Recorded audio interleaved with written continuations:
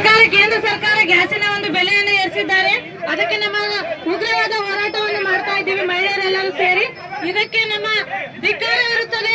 ಪ್ರತಿಯೊಬ್ಬರು ನಾವು ಮಹಿಳೆಯರು ಇವತ್ತು ಹೋರಾಟ ಮಾಡ್ತಾ ಇದ್ದೀವಿ.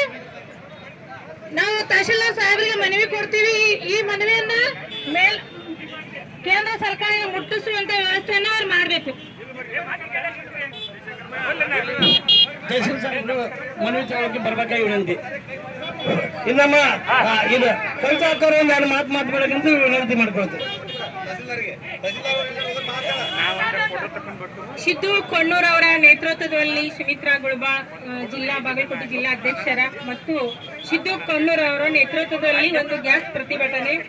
ನರೇಂದ್ರ ಮೋದಿ ಅವರು ಇವತ್ತು ಒಂದು ಉದ್ಯಮಿದಾರ ಹೋಟೆಲ್ ಇದ್ದವರಾಗ್ಲಿ, ಒಂದು ಬಡವರಾಗ್ಲಿ, ಒಂದು ಹೆಣ್ಮಕ್ಳು ಇವತ್ತು ಒಂದು ಗ್ಯಾಸಿನ ಬೆಲೆಯನ್ನು ಹೆಚ್ಚು ಮಾಡಿ ಮತ್ತು ಇವತ್ತು ಗ್ಯಾಸ್ ಬೆಲೆ ಹೆಚ್ಚು ಮಾಡಲು ಲೇಟ್ ಆಗಿ ಕೊಡ್ತಾರೆ. ಇಂಥ ಪ್ರತಿಭಟನೆ ನಾವು ಯಾಕೆ ಮಾಡಕತ್ತೀವಿ ಅಂದ್ರೆ ಏನ್ ಹೇಳ್ತಾರ ಬಿಜೆಪಿ ಸರ್ಕಾರ ಎಲ್ಲ ಸುಳ್ಳು ಹೇಳ್ತಾರ.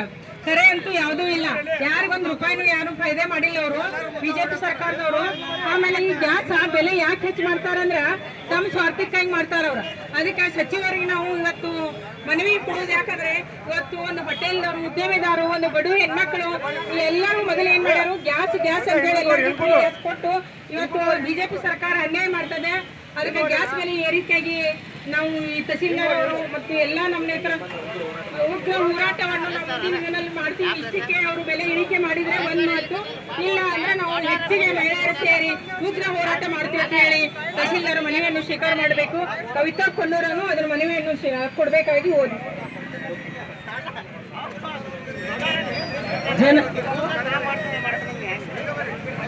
ಜನಸಾಮಾನ್ಯರ ಜೀವನ ಜನ ಚೆಲ್ಲಾಟವಾಡುತ್ತಿರುವ ಬಿಜೆಪಿ ಸರ್ಕಾರಕ್ಕೆ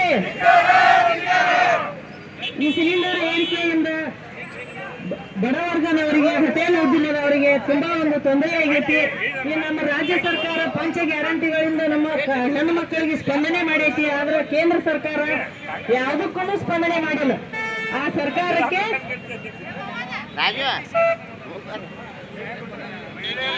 ಮಾನ್ಯ ಪ್ರಧಾನಮಂತ್ರಿಗಳು ಕೇಂದ್ರ ಸರ್ಕಾರ ನವದೆಹಲಿ ಇಂದ ತೇರ್ವಾ ಮತಕ್ಷೇತ್ರದ ಕಾಂಗ್ರೆಸ್ ಪಕ್ಷದ ಕಾರ್ಯಕರ್ತರು ರಬಕೈಬನಹಟ್ಟಿ ತಾಲೂಕು ದಿನಬಳಕೆಯ ವಸ್ತುಗಳು ಗ್ಯಾಸ್ ಸಿಲಿಂಡರ್ ದರ ಏರಿಕೆ ಕುರಿತು ಪ್ರತಿಭಟನೆ.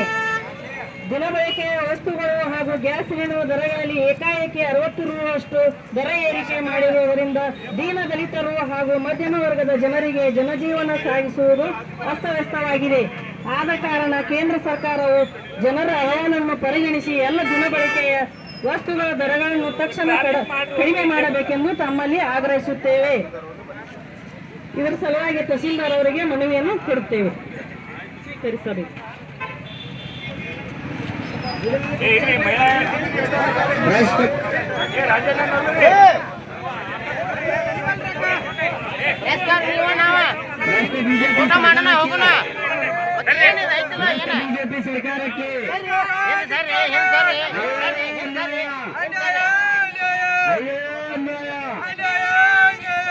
ಬಿಜೆಪಿ ಸರ್ಕಾರಕ್ಕೆ ಭ್ರಷ್ಟ ಬಿಜೆಪಿ ಸರ್ಕಾರಕ್ಕೆ ಭ್ರಷ್ಟ ಬಿಜೆಪಿ ಸರ್ಕಾರಕ್ಕೆ ಭ್ರಷ್ಟ ಬಿಜೆಪಿ ಸರ್ಕಾರಕ್ಕೆ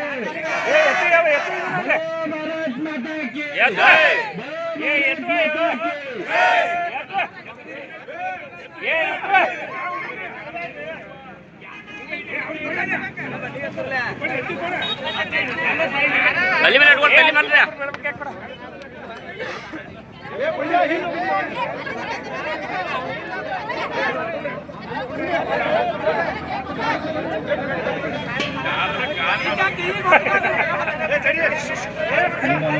ನಾವು ಸ್ವೀಕರಿಸಿ ಕೇಂದ್ರ ಸರ್ಕಾರಕ್ಕೆ ಕಳಿಸ್ಕೊಡ್ಲಿಕ್ಕೆ ಜಿಲ್ಲಾಧಿಕಾರಿಗಳಿಗೆ ಕಳಿಸ್ಕೊಡ್ತೀವಿ.